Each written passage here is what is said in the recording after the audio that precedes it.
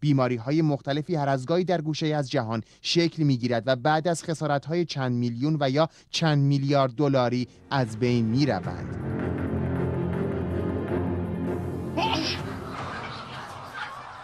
پس از آنفولانزای مرغی این بار نوبت به خوک رسید، بیماری که خوک‌ها به آن مبتلا می‌شوند، ولی به دلیل تشابه ساختار بدن انسان با خوک، انسان‌ها نیز به آن دچار می‌شوند. حال باید هنرپیشگان اصلی این فیلم بزرگ وارد عمل شوند.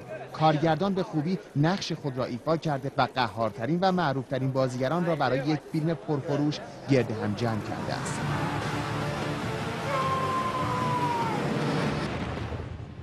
پخش کننده تیزرهای تبلیغاتی رایگان این فیلم شبکه‌های خبری دنیا هستند. رئیس جمهور آمریکا همزمان با شیوع این بیماری دست به کار شده و در یک سخنرانی جنجالی میگوید دولت من با مقامات بهداشتی مشورت کرده است، آنها بستن مرزهای آمریکا را پیشنهاد ندادند. باراک اوباما در سخنرانی خود نام دارویی به نام تامیفلو را میبرد.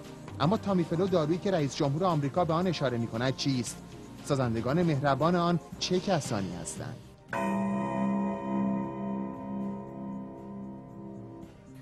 این داروساز بزرگ کسی نیست جز رامسفلد، وزیر دفاع پیشین آمریکا. یکی از سهامداران و عضو فعال هیئت مدیره شرکت و بازیگردان گیلاد ساینس که عمده‌ترین تامین کننده داروهای این بیماری است. بد نیست بدانید گیلاد شرکتی یهودی است و در زبان عبری به منطقه مقدس اطلاق می شود و تمامی سهامداران آن صهیونیست ها هستند. عملاً ایالات متحده آمریکا جزو یکی دو تا سه تا کشوری است که زرادخانه‌ها یا انبارهای ویروسی داره.